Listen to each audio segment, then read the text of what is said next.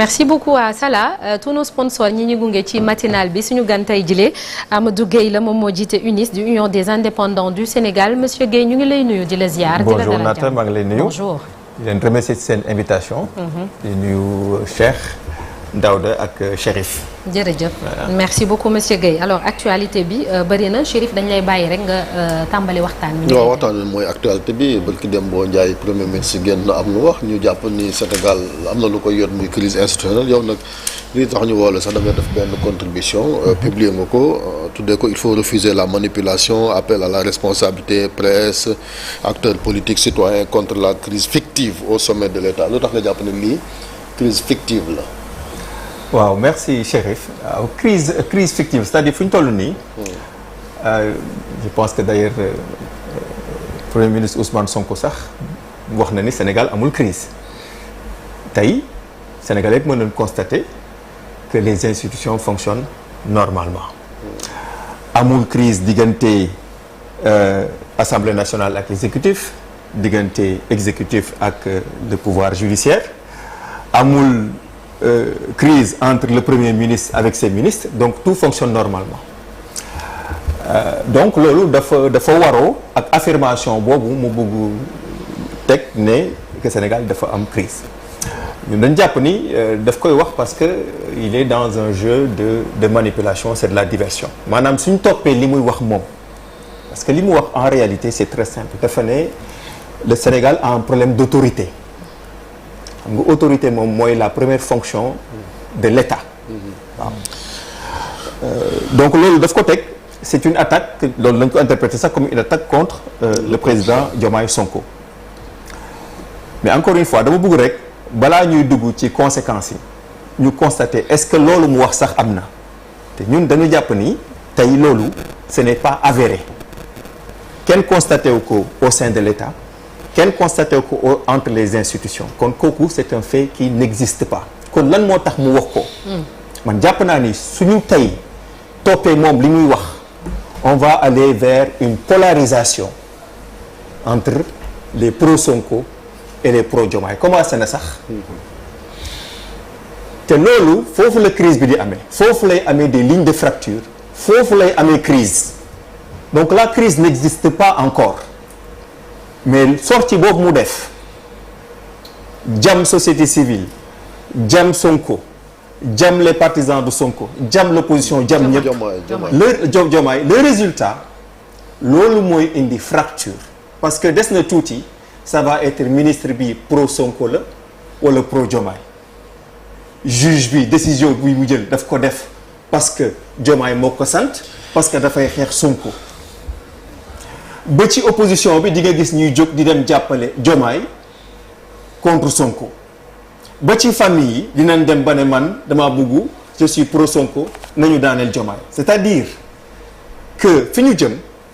situation boobu mooy dem indi une crise réelle pour l'instant cette crise n'existe pas donc elle est fictive Ousmane Sonko moo ubbi xelu Sénégalais toog ci biir partem am na ci droit nag leader de parti la am na droit introduire des questions au sein de son parti il n'a pas parlé comme premier ministre mais fi mu toog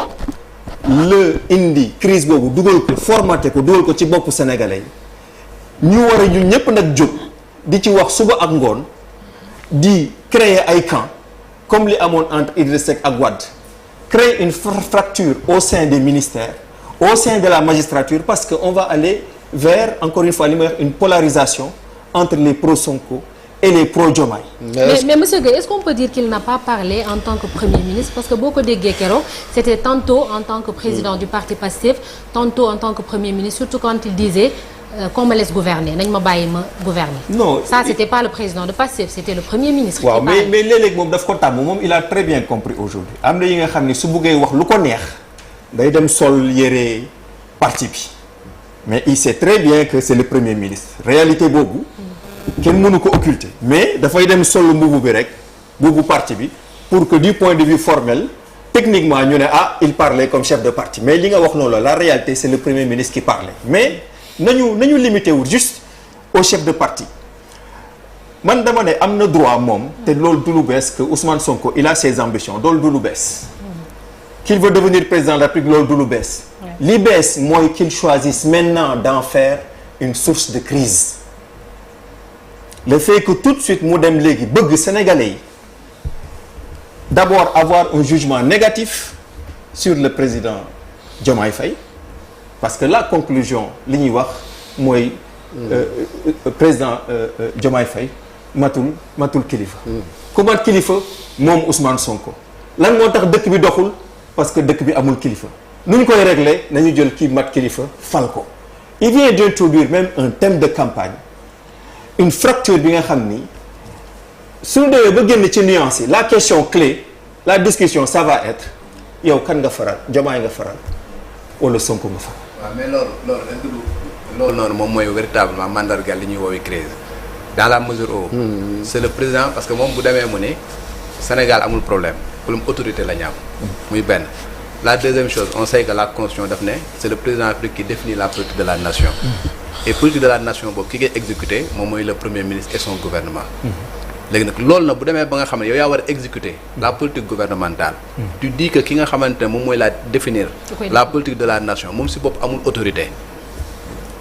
man j'ai jamais vu en tout cas peut-être yow yaa ma gën a xam peut-être politique et consort j'ai jamais vu un premier ministre xam nga am kàddu yooyu jëmale ko ci président République pour man c'est vraiment les germes d'une instabilité non moo tax li mu wax grave na bàyyi ba pour man li ci gën a am solo mooy ñun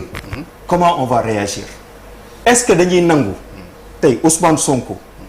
mi am problème am parce que j'ai dit tout le monde a le droit de vouloir devenir calife à la place du calife c'est ton problème personnel mais mënoo jóg ne man dama am sama problème personnel ça va devenir le problème du royaume est-ce que ñun nag ñun ñëpp dëkk ci royaume bi dañuy nangu yow sa problème personnel que ça devienne la priorité l'urgence et le problème de tous les Sénégalais c'est ça la question moom mënoo ko bañal ni il a le droit de faire ses jeux politiques il est dans un jeu politique il sait très bien ce qu'il a fait il a appelé un conseil national mënoon na def réunion parce que jàpp nañ dafa am crise ci parti waxtaanee ko ci biir déedéet il a fait une diffusion publique pour ñëpp dégg ci Sénégalais yëpp lay waxal Sénégalais yëpp la ubbi seen xel dugal ci bombe boobu mais est-ce que ñun nag dañuy jóg rek bàyyi bombe bi explosé ñu demaat encore dans une crise alors que déjà on a une situation financière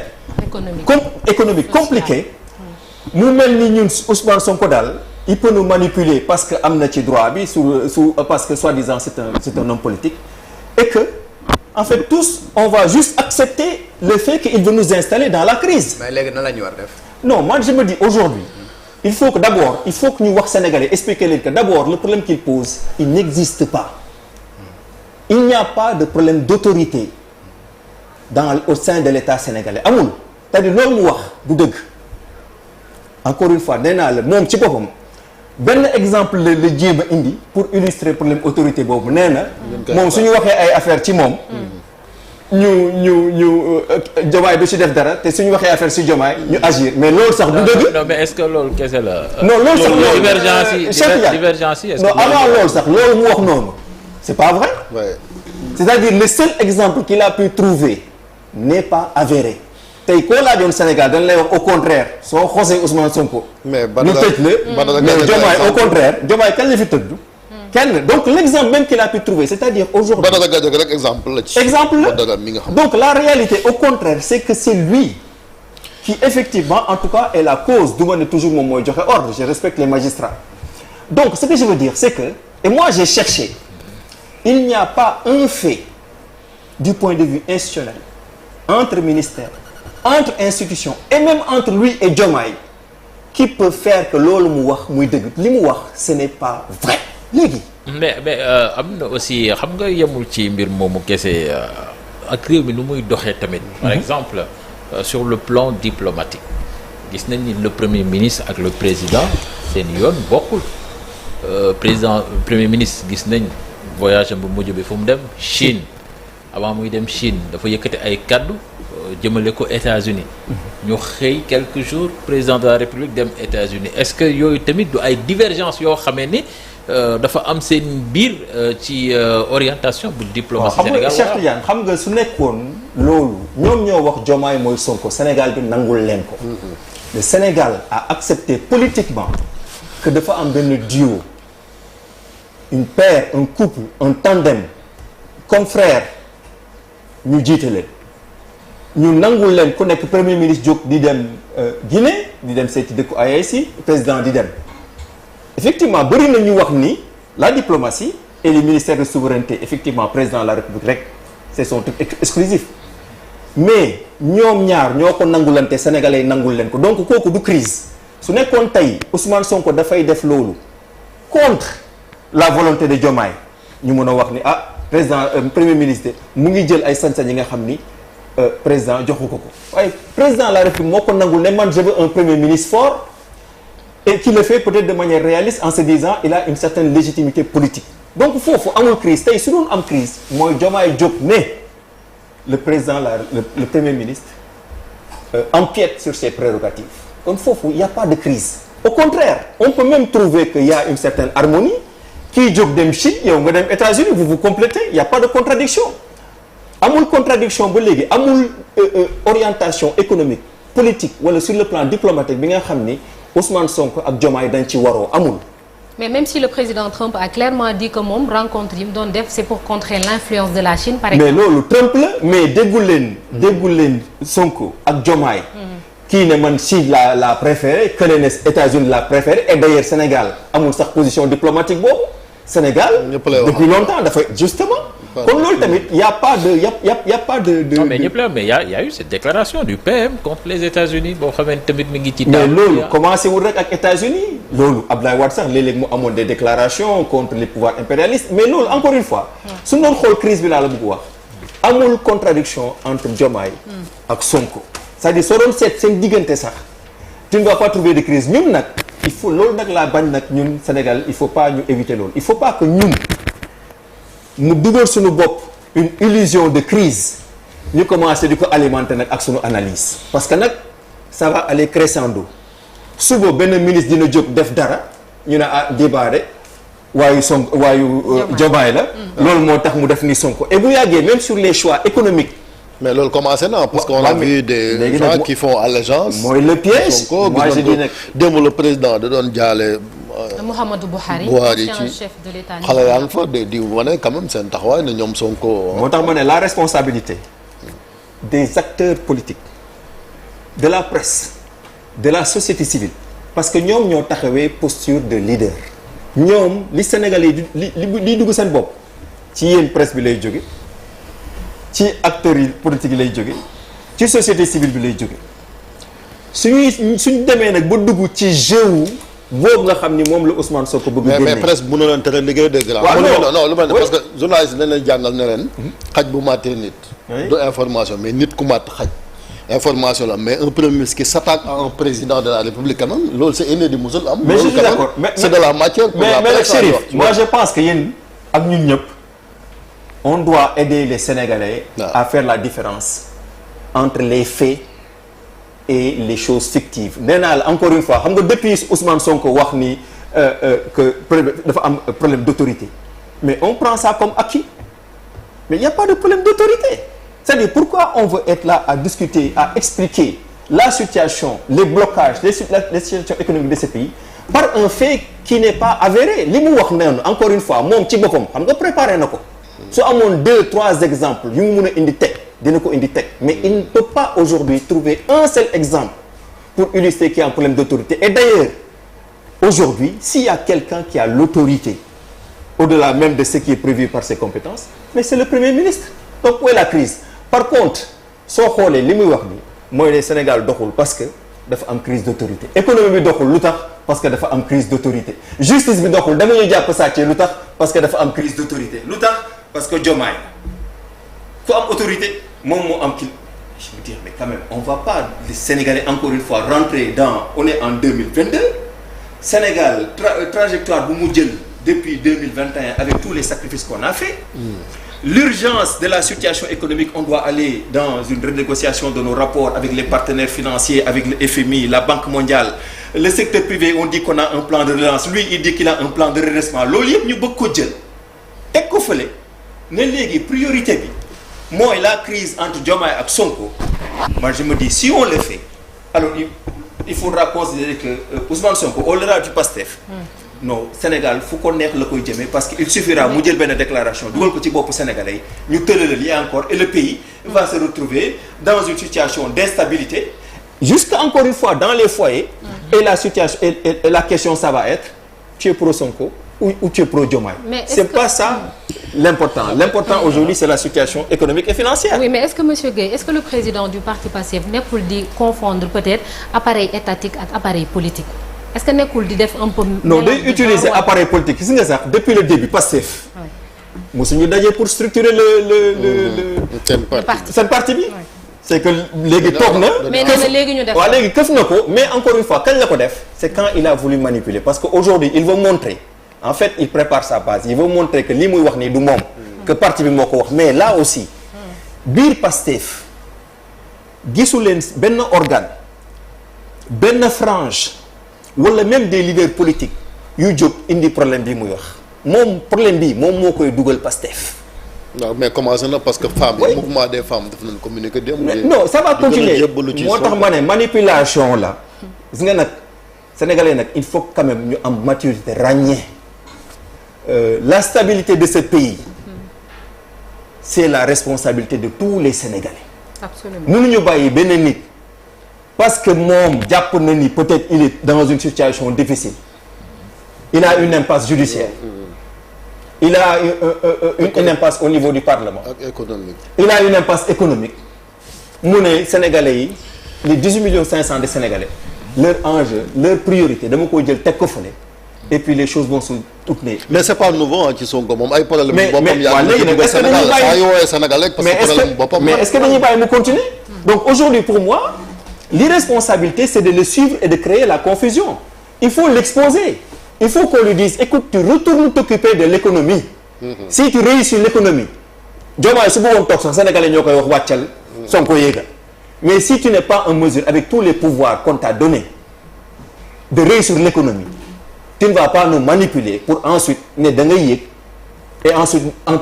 jël Sénégalais de ko ci guutu c'est-à-dire pour moi aujourd'hui il faut défendre justement il faut prévenir la crise institutionnelle il faut la prévenir. Mais quelle doit être la réponse du président quand même parce que nous sommes ko. mais xam nga c'est le piège qu'il essaie de poser aujourd'hui Diomaye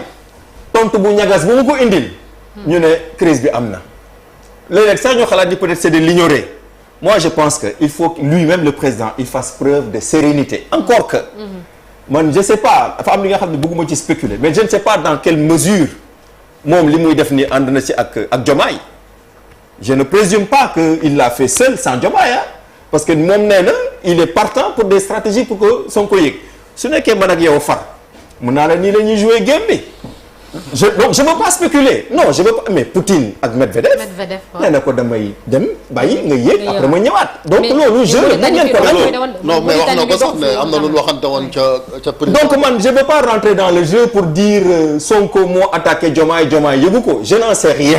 je sais que pour moi ça c'est pas important ce qui est important c'est que on sait que ils n'ont pas y a pas de crise réelle. Mais il y a pas de crise mais quand on voit dans la presse que le président de l'Assemblée nationale dafa écourter séjour am France pour ñëw maanaam xool nu ñuy lijjantee problème bi. là ça devient sérieux et loolu tamit day renvoyer li Chérif Wale est-ce qu'il y avait pas quelque part benn entente boo xam ne dafa amoon seen i biir nga xool nuñ ko lijjantee moom il l'a dit ci la ndajam ko moo ne Cap Manuel am na lu ñu waxante. waaw non xam nga mooy mu lay wax noonu la leen noonu lay jël Sénégalais di ñu sexal nag di ñu piloter non attends non parce que moi je pense que c'est ça qui va se passer on va avoir des gens yi nga xam ni ils ont tous les Sénégalais soo xasee ba gëm ko tu deviens un acteur c'est-à-dire yow tey luñ la bëgg a xalaatoo na ko xalaatloo ñu lay ngay questionné wu ñu lay demee gauche ñu ngay mais je dis encore une fois moo tax fayda bi mooy ñun qu'on exige à ce qu'on retourne vers l'essentiel c'est le pilotage de l'économie parce que encore une fois man bés bu ma gisee ñuy xeex may soog a xam ni problème am na mais amul ils sont dans la manipulation te encore une fois sénégalais xam ko le PASTEF son excellence li mu rawee yeneen parti c'est la manipulation non c'est des manipulateurs maintenant c'est que loolu dañ ko nangu dans le jeu politique. mais c'est normal dañ ko nangu dans le jeu politique mais lu mu am sañ-sañ c'est son droit d'accord mais suñu lay manipuler mais yow tamit mais 18 millions de Sénégalais des intellectuels, des journalistes, des acteurs politiques, des gens qui mais quand même on ne va pas accepter que notre pays quand même rentre dans une crise institutionnelle, dans une crise économique qui va perdurer, tout simplement parce qu'il y a quelqu'un qui pense que son avenir politique est menacé. Comment ça c'est menacé? Non, de toute façon, non, je ne vais pas revenir dans le débat, mais lui-même, il le sait. Moo tax man jàpp naa ne sax suy wax que Diomaye am na nga xam ne su bëggoon du am man pour man loolu la ñu bëgg junj su ko neexoon Diomaye kenn du invalider sa candidature. Mais moi je pense que c'est ça parce que ay waxu suñu ma saaga moom xam ne bu baax ni ku ko. Mais il a parlé comme une victime quand même la dernière fois. Non loolu yërëmtalu la moom Ousmane Sonko il sait très bien souvent il sait faire la victime na ma am doom mais lui quand il dit les juges là sont corrompus mais juges yooyu amuñu doom. yow nga nekk juge assesseur ak journaliste yi première chambre deuxième instance ba nekk cour suprême sa doom di la xool jàpp ni yow juge nga peut-être à la limite même dafa jàpp ni dafa la ràññee que yow tu es juste dem ba cour suprême respecté la sa mbokk respecté la tes pairs tout le monde tu as ta réputation nickel mu yeewu ne la yow da nga corrompu ñooñu bu muy def loolu moom xalaatul seen doom ak journalistes yi dañu corrompu mais ñaa ñoo gën a corrompu les inspecteurs des domaines et impôts te kenn du ko wax dañ koy ëmb pourtant on sait la réalité qui est là mais on sait que c'est pas tout le monde mais man Amadou Gueye du ma jóg suba ngoon di wax les impôts et domaines sont corrompus les douaniers sont corrompus corps bu nekk doomu yàlla moo bindee noonu doomu Adama et jusqu'à ñuy génn fii àdduna il y aura ce genre de crise là même dans une famille il y a pas une famille parfaite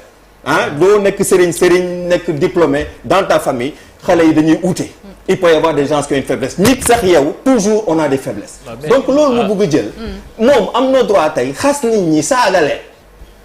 mais Badara Gadiaga moom amul droit tontu leen ak keneen c'est de la manipulation c'est des manipulateurs gis nga nag le Sénégal là moi je pense que il faut que les gens là arrêtent de Ousmane Sonko il a été bu muy xeex ak état les gens ont eu un réflexe parce que état dafa am doole suñ toogoon fii ñu ñëw song le shérif instinctivement dama lay faral parce que kii dafa am doole mais dinaa dem ba toog ba xam nag shérif lu mu def wala lu mu deful mais lui les gens savent qu'il n'est pas blanc comme neige les gens le savent aujourd'hui ok il est devenu président de la République mais il faut pas qu'il pense qu'il est plus intelligent que les Sénégalais il faut pas mu jël l'avenir des Sénégalais nag fo ne monsieur Gueye quel est l'intérêt d'entretenir ce climat comme tu dis nga naan que c'est fictif alors que lépp xam nañ ni lii dafay gàllankoor liggéey nous sommes dans un pays boo xam ne y a énormément de priorités te priorités yooyu ñu réglé ko moom mooy sax tax ñu am lan lañ koy waxeeti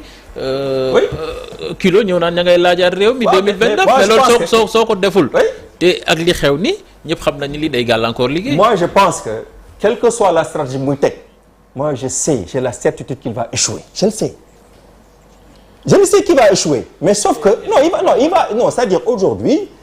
il n'a pas pu impulser le changement qu'on attendait même sur le plan économique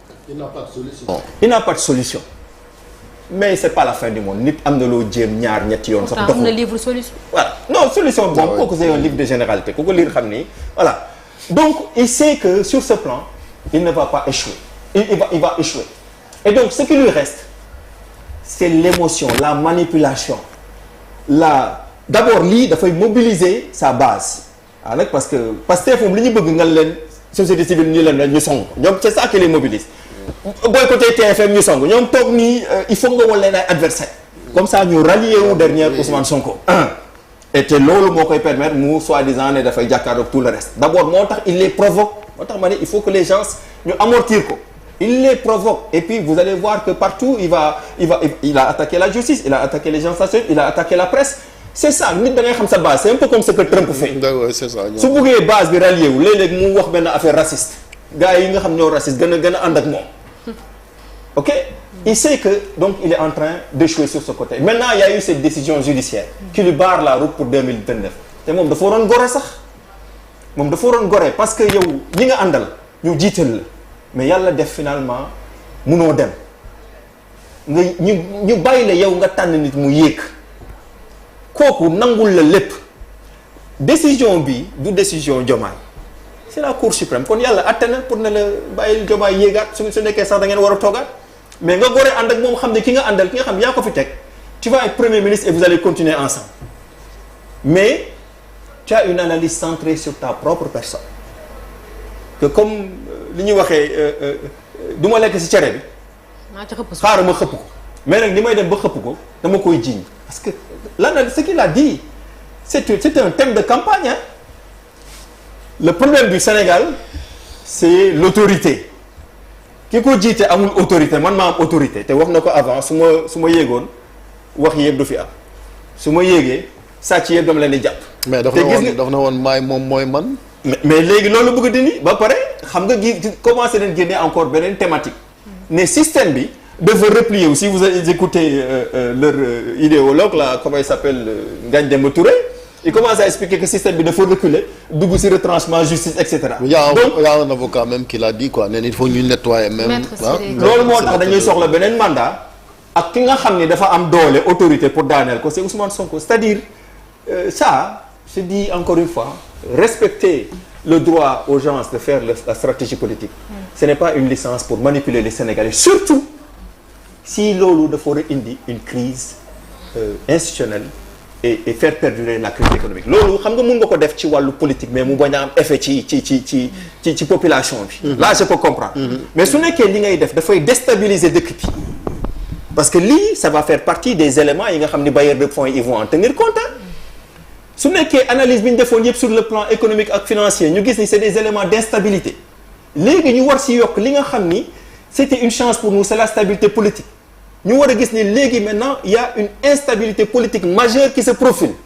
mais ils vont fermer les robinets sur le Sénégal ne nii on va les laisser fii ak 2029 et on passera à autre chose. mais sur la liberté bëgg naa aussi. am sa xalaat au-delà de Badara Gadiaga parce que am na lu ñuy yéem aussi lu ñu dégg ci Alioune Tine benn rencontre bu ñu bëggoon def fii ci au commissariat des Nations Unies ci wàllu droit de l'homme mooy seen rapport bi ñu war a def justement ci 1 an Diomaye bi finalement ñu woo leen. décommandé ko parce que par rapport ak sortie bi premier ministre génn parce que dañu bañ incident diplomatique. mais oui non c'est parfaitement alors que loolu dañ ko doon xeex fii Sénégal vous vous rappelez ba Macky Sall doon yónni gendarme yi ñuy barricade siège u Déthié Fall bi ngir empêcher même l'opposition ñu fay tenir seen rencontre mel ni kon ñu ngi delluwaat ginnaaw. mais loolu xam nga mooy li ma la wax c'est un indicateur gis nga organisation yi nu ñu réagiré mais les bailleurs de fonds vont avoir le même réflexe moo se dire fii c'est une zone à problème. c'est-à-dire c'est normal un pays daf lay yaatal am stabilité nga mën a ñëw dugg soo gisee instabilité nekkul da nga ragal mais le minimum da ngay xëccu bàyyi et c'est normal que ñooñu ils vont se dire mais man peut-être su ma demee ak Alioune Tine organiser lii déjà ñu ngi cibler société civile bi voilà donc pourquoi ñu koy def ils vont faire 2 pas en arrière donc loolu la yëpp la Ousmane Sonko moom yoonam nekku ci balaa affaire yi di ñor daal moom ñu takkal ko fulaar ne ko yaay président te bu boobaa tam il ne fera rien du tout pourquoi parce que un projet c'est pas quelque chose qui s'improvise si depuis 2014 au bout de 10 ans avec tous les cadres du PASTEF et bi ngeen yéegee avec tous les cadres de l'administration avec tous les conseils yi nga xam mu ngeen ko jënd vous êtes incapable de poser waxuma la sax des solutions yi nga xam ne tout de suite dañ koy gis mais au moins une voie une marche bi nga xam ne nit ki mën nañ ko gis ne fii ak 4 ans 5 ans 6 ans mais amul. parce que système bee fi jógee gut la. pas de système. non attends. parce que nee na ñoo tënk président sax ba mënut a yewee ko. non président daal moom lu ñu mun ci wax Diomaye yàlla dafa def vraiment dafa toog ci place am moi Diomaye pourquoi je trouve que le fait que mu xaw a limité sur le plan présidentiel pourquoi c'est intéressant du point de vue historique parce que on a toujours dit que l'un des grands problèmes de ce pays ce sont les pouvoirs excessifs du président de la République man je disais à quelqu'un yàlla daf ñuy wan ni c'est pas forcément les pouvoirs c'est le profil la personnalité du bonhomme aussi est important kon ñu ko wanee c'est qu'il a pris quelqu'un bi nga xam ni il a dit ça ne m'intéresse pas tous ces pouvoirs excessifs et pourtant le problème est là comme Abdou Diouf ni mu ko defee Jean voilà ak kii di voilà donc le profil du président de la République pour man plus que jamais c'est très important un homme comme Ousmane Sonko moi je lui veux aucun mal je dois dire et moi je suis pro changement j'ai supporté la lutte pour le changement et jusqu'à présent dama jàpp ne Sénégal dafa war a changer. Je suis totalement pour, mais c'est le mauvais pilote parce que toute sa stratégie est centrée sur sa propre personne. amoon na moom fu mu waroon toll su nekkoon ni tey c'est le projet Pastef wala le pouvoir du changement la dynamique du changement la menacé woon ma mun a wax mais non c'est juste que lui c'est sa propre personne kooku ça veut dire que demain s'il devient président de la République il va analyser le monde en fonction de sa propre personne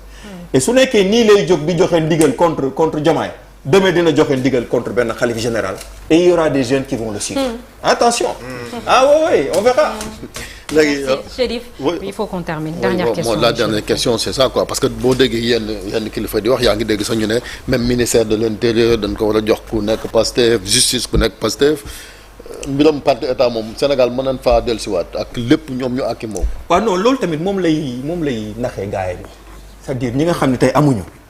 fi leen di gëmloo nii su ma yéegee yéenay ñëw ñi yëpp dañ leen di dàq noonu la lay motiver ñi yéeg nañ ba pare mais ñi yéegagul ils vont se dire c'est parce que ñoom Cheikh Tidiane Dièye consort ñi nga xam ne bokk ñoom ñëpp dañ leen di dàq xam nga sax la bu mu wax ci nee na élection yi dafa dem législative boolewu ci alliés yi xam nga xas na alliés yi mais tout ça il parle à sa base d'abord et il va leur faire croire que c'est des gens qui croient c'est des hommes purs qui croient au projet ñoo war a ñëw jël affaire bi noonu la leen di motiver donc ñooñu ils ont intérêt à attaquer l'establishment qui est là et c'est ce qu'ils vont faire pour le changement donc c'est de la manipulation encore une fois je respecte le fait que c'est un stratège politique mais nous ne devons pas accepter que sa stratégie soit une source de déstabilisation du Sénégal parce que dafa am jeexital sur la situation économique surtout fi ñu toll ni et ça je dis que c'est inacceptable Sénégalais bu nekk nag yaa am sa sañ-sañ analyser mais moi j'invite les intellectuels la société civile à éveiller les Sénégalais pour ñu xam ne Ousmane Sonko autant il a été peut-être un chef de parti qui a pu contribuer significativement au changement mais autant aujourd'hui on se rend compte que c'est un manipulateur qui peut devenir dangereux pour le pays. Merci beaucoup. Et je dois finir avec une chose. Oui.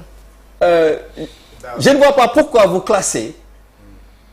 l'affaire de la diffamation dans les faits d'amnistie. Pourquoi? Da nga bëgg ma expliquer la ko. Oui, allez-y. D'accord. Ousmane Sonko dañ ko condamné en première instance. Dans l'affaire Mame Mbaye Niang. Mu dem au niveau de la cour d'appel. Ñu demee cour d'appel ñu corser la peine yóbbu ko 2 mois jëlee ko 2 mois yóbbu ko 6 mois. daal di ciy teg contrainte par corps moom mu def pourvoi en cassation. bi mu ñëwee au niveau de la cour suprême daal di juger la chambre criminelle juger que ni les 6 mois dañ koy maintenir les 200 millions dañ koy maintenir mais la contrainte par corps dañ koy dindi pour la bonne et simple raison que la diffamation est considérée comme une infraction politique. C'est un arrêt de la Cour suprême. Comprendre nga la loi d'amnistie bi ñu voté dañ ne lépp lu nga xamante ne c'est des infractions liées aux manifestations ak lépp lu nga xamante ne dañ koo wax xam nga. La Cour suprême dans son arrêt a précisé que c'est un arrêt. Non, c'est clair. La Cour suprême a estimé que la diffamation est considérée comme une infraction politique et par conséquent la contrainte par corps ne peut être. C'est clair. S'ils l'ont qualifié comme infraction politique, à part de ça ce tombe moment, dans les faits politiques. Justement. J'avais pas lu le détail de cet arrêt. Voilà. Je pensais que c'était une diffamation. Donc c'est très clair. Merci pour la précision. Alhaji Daouda. Merci beaucoup Alhaji Daouda. Merci monsieur Amadou Gueye nekk président UNIS Union des indépendants du Sénégal dinañ tàggatoo léegi laata loolu ñu xooli ji l'Observateur ak Record li ñu xëy tey.